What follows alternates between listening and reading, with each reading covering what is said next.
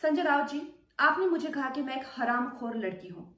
आप एक सरकारी मुलाजिम हैं, एक मंत्री, आप तो जानते ही होंगे कि इस देश में हर दिन नहीं, हर घंटे कितनी लड़कियों के बलात्कार हो रहे हैं, कितनी लड़कियों का शोषण किया जा रहा है, उनकी बॉडीज काट के ऐसी डाल के फेंक दी जा रही है, उनकी काम की जगहों पे उनको गालियां दी जा रही है, उनका अपमान किया जा रहा है, उनके खुद के पति उनके कान, नाक, मुंह, कान, जबड़े तोड़ रहे हैं। और आपको पता है इसका जिम्मेदार कौन है? इसका जिम्मेदार है ये जो मानसिकता आपने, जिसका भौंडा प्रदर्शन पूरे समाज के सामने, पूरे देश के सामने किया है, वो मानसिकता इसकी जिम्मेदार है। और इस देश की बेटियां आपको माफ नहीं करेगी संजय जी। आपने उन सब महिलाओं का शोषण करने वालों को सशक्तिकरण किया है, इस देश की बेटियां आपको माफ नहीं करेंगी। जब आमिर खान जी ने कहा था मुझे इस देश में डर लगता है, तब उनको किसी ने हरामखोर नहीं कहा, या जब नसीरुद्दीन शाह जी ने कहा था तब उनको किसी ने हरामखोर नहीं कहा। जो मुंबई पुलिस की मैं तारीफ करते हुए नहीं थकती थी, आप देख लीजिए मेरे पुराने कोई भी इंटरव्यूज, आज जब वो पालघर की लिंचिंग में साधुओं को के सामने वो कुछ नहीं करते हैं, खड़े रहते हैं, या एक लाचार बाप जैसे कि सुशांत के पिताजी उनकी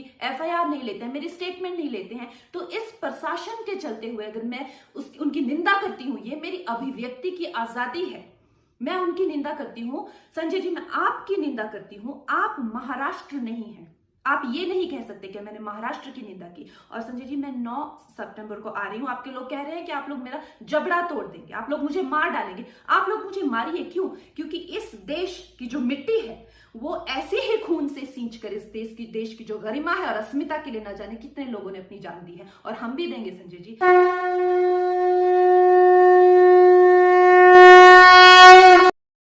नमस्ते दोस्तों, आप सबका एक बार फिर से स्वागत है आपके अपने YouTube चैनल सत्य सनातन में। भारतवर्ष का भी एक अपना अलग ही स्वैग है। मतलब अगर यहाँ पर क्षेत्रीय भाषाओं को, क्षेत्रीय राज्यों को, उनकी सरकारों को किसी बात से मतलब नहीं बनता है उस समय पर जब पूरे भारतवर्ष को कोई गाली दे रहा हो।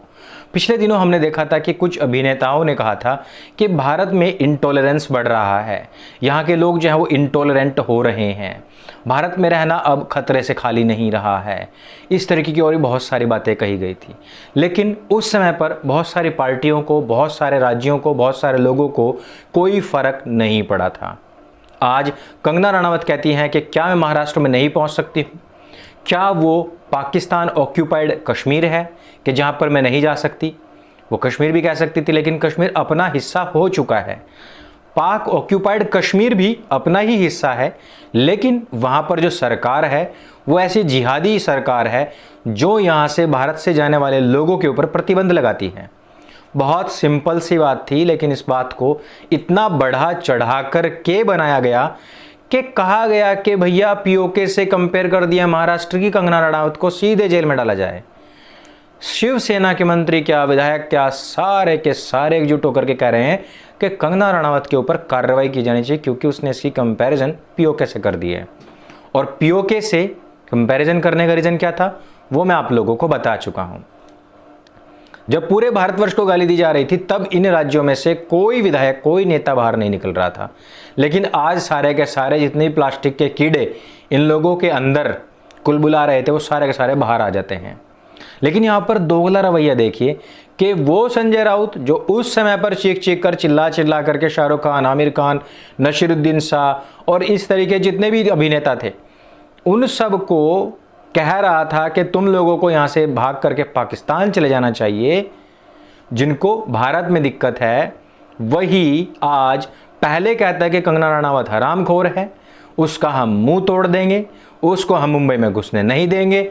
और जब वो ये बात कहती है तो कहता है कि उसने हमारी मुंबई का, हमारे महाराष्ट्र का अपमान कर दिया है। मुझे समझ नहीं आता है कि कौन लोग हैं जो इनको वोट दे करके नेता बनाते हैं और अपनी पूरी की पूरी जो बागडोर है, जो राज सत्ता है, वो इन लोगों के हाथ में सौंप देते हैं। कंगना रनावत इस समय पर एक मुहिम लेकर के आगे बढ़ रही है और उस मुहिम को आज पूरा देश सराह रहा है, और वो है सुशांत राजपूत की हत्या की जो मिस्ट्री है उसको सुलझाने हेतु। और उसने कहा भी है कि इस्लामिक डोमिनेटेड बॉलीवुड के अंदर जिस प्रकार से यहाँ हर तरीके का जिहाद होता है और नशे जिहाद का जिस प्रकार उसने खुलासा किया है जान जोखिम में डाल करके, और उसके ऊपर फिर महाराष्ट्र सरकार अपने सारे काम धाम छोड़ करके, देखिए महाराष्ट्र में इस समय पर लॉ एंड ऑर्डर की बहुत बड़ी कमी है। वहाँ पर आए दिन चोरी डकैती लूटपाट बलात्कार होते रहते हैं, लेकिन सारी तरफ से ध्यान हटा करके उनको एक काम करना है, वो है कंगना रनावत को भरी सभा में, भरे मीडिया में, ऑन एयर माइक के सामने, टीवी पर हरामखोर बोलना। पूरा फोकस यहाँ पर है, क्योंकि वो एक पूरे के पूरे जिहाद की पोटली की गांठ खोलने में लगी हुई है। तो क्या ये ना समझा जाए कि जो लोग कंगना रनावत के खिलाफ इस समय पर खड़े हैं, कहीं ना कहीं वो भी इस पूरे जिहाद की नींव में दबे हुए हैं। और जब ये तख्त गिराए जाएंगे, जब ये बिल्डिंग गिराई जाएंगी, तो नींव में से इन सरीखे कुछ मेंढक भी टर्राते हुए बाहर निकलेंगे। उससे बचने के लिए ही तो कहीं ये डिफेंसिव ऑफेंसिव नहीं हो रहे हैं। सवाल बहुत सारे हैं। लेकिन इस दौरान जब कंगना रनावत ने कहा कि मैं 9 सितंबर को महाराष्ट्र पहुंच रही हूं, केंद्र सरकार ने उनको वाई ग्रेड की सिक्योरिटी प्रदान की है।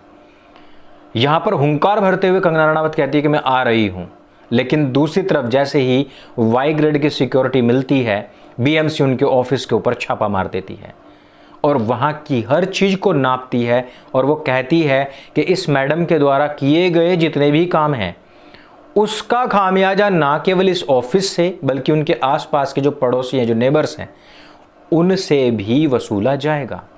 उसका खामियाजा उनको भी भरना पड़ेगा।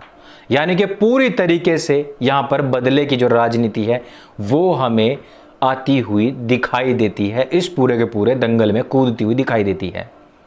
इससे हमें क्या चीज़ें समझ में आती हैं? इससे हमें यही बात समझ में आती है कि बॉलीवुड के पीछे जो जो जिहादी शक्तियां काम करती हैं, उनकी ताकत बहुत गहरी है और ये लोग कहीं ना कहीं किसी भी लेवल पर अपने लोगों को प्लांट करने में बहुत माहिर हैं। ये वही संजय राउत है, ये वही शिवसेना है जो कभी राहुल गांधी को अनेक नाम दे करके फब्दियां कसते थे, इनके खिलाफ खड़े रहते थे। सोनिया गांधी का क्या क्या अपमान संजय राउत या इसकी पार्टी ने नहीं किया। शिवसेना के एक एक कार्यकर्ता ने कांग्रेस के कार्यकर्ता, एनसीपी के कार्यकर्ता को क्या क्या नाम नहीं रखे हैं।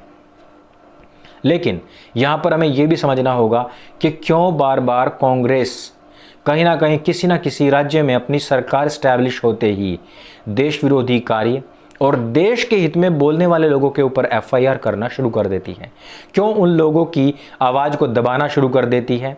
संजय राउत शिवसेना का ये पूरी तरीके से गिरगिट की तरह कायाकल्प होना है, ये कोई नई बात नहीं है, ये कोई पहली बार नहीं हो रहा है। ये लोग जनता का मूर्ख बना करके उनके धर्म के नाम पर, उनके मजहब के नाम पर, उनके कल्चर के नाम पर, उनके राज्य के नाम पर, उनकी भाषाओं के नाम पर, उनके जो रीति रिवाज हैं उनके नाम पर, और या फिर कभी कभी एक फेक प्राइड खड़ा करके ही उसके नाम पर लोगों को बरगलाने का कार्य करते रहते हैं। इनका अपना मोटिव होता है और वो मोटिव है कि इनके ऊपर केवल एक छत्र छाया बनी रहे, वह सरकार की, राज्य की, ताकि कानून इन तक ना पहुंच सके। और वही कार्य शिवसेना अभी तक हिंदुओं का नाम जप जप करके सीटें प्राप्त करने के बाद में इन्हीं हिंदुओं के खिलाफ सबसे बड़ी पार्टी जिसने आज तक कोई भी हिंदू हित कार्य नहीं किया, कांग्रेस, उसके साथ में हाथ मिला करके बैठ जाती है। इस उद्देश्य को, इस पूरी की पूरी कार्य प्रणाली को समझिए। आज कंगना रनावत है, बीते कल पायल रोहतगी थी, उससे पहले अनुपम खेर थे, उसके पहले और भी बहुत सारे अभिनेताएं हैं, बहुत सारे एक्टिविस्ट आए हैं, बहुत सारे सामाजिक कार्यकर्ताएं हैं, बहुत सारे धार्मिक गुरु आए हैं, आचार्य आए हैं, सन्यासी आए हैं। सबका यही हाल हुआ, यही हश्र हुआ है। या तो उनको तोड़ करके फेंक दिया गया, या उनको मार करके फेंक दिया गया, या उनको डिफेम कर करके छोड़ दिया गया, जिसमें कि हमारे एक शंकराचार्य जी भी शामिल थे। इस तरीके के जितने भी कार्य हैं ये सारे के सारे जिहादी शक्तियों के द्वारा होते हैं, जो कि हर जगह पर, हर पार्टी में, हर नेता को खरीदने का कार्य करते हैं, उनके पेट के अंदर घुसने का कार्य करते हैं। किसी भी तरीके से, मुंह के माध्यम से जाए, हाथ के माध्यम से जाए, जननेंद्रियों के माध्यम से जाए, अपने जिहाद को उनके अंदर उतार करके रखते हैं। उनके जो लूप होल्स होते हैं वो अपने पास छिपा करके रखते हैं, और जब वो लोग सत्ता में आते हैं तो उस समय पर उन्हीं सब जो ब्लैक होल्स हैं, जो उनके लूप होल्स हैं, उनके माध्यम से अंदर हाथ डाल करके कहते हैं कि वो जो मैं बोलता हूँ वो कर। वो जो मैं बोलता हूँ वो कर। और ये फिर जितने भी राजनीतिक लोग हैं वही कार्य करते हैं। इसी वजह से हमारे देश को, हमारे राज्यों को केवल और केवल लंगोट के और जेब के जो मजबूत लोग हैं, जो सन्यासी हैं, जो विचारधारा से पूर्ण संन्यस्त लोग हैं, वो ही संभालें तो आगे हमारे देश का जो भविष्य है वो उज्जवल हो सकता है, सुरक्षित हो सकता है, अन्यथा बिल्कुल भी नहीं होगा। तो इस वीडियो में सिर्फ इतना ही। मैं कहना सिर्फ यही चाहता हूं कि आप लोगों को बरगला करके, आप लोगों को एक फेक प्राइड दिखा करके, एक फेक क्षेत्रवाद दिखा करके बरगलाया जाएगा, आप लोगों को तोड़ा जाएगा पूरे देश की भावना से, और फिर आपको वहां से उबाल करके अपने राज्यवार जो इनके स्वयं के हित हैं उनको उलझा करके, सुलझा करके अपनी राजनीति में सिर्फ बने रह करके केवल और केवल जिहादियों के हित में कार्य करते रहने की परंपरा को ये निभाते रहेंगे। इसलिए जागरूक होने की आवश्यकता है। इस वीडियो में सिर्फ इतना ही। हम यही कहना चाहते हैं कि कंगना रणावत इसी प्रकार से अड़ी रहें, डटी रहें, पूरा देश उनके साथ में है। इस तरीके के जितने भी बिके हुए लोग हैं उन सब को युवा कभी भी सपोर्ट नहीं करेंगे। ये वीडियो यदि आपको अच्छा लगे तो सत्य सनातन चैनल को सपोर्ट कीजिए, वीडियो को शेयर कीजिए। मेरे संग बोले सत्य सनातन वैदिक धर्म की जय। जय हिंद, वंदे मातरम।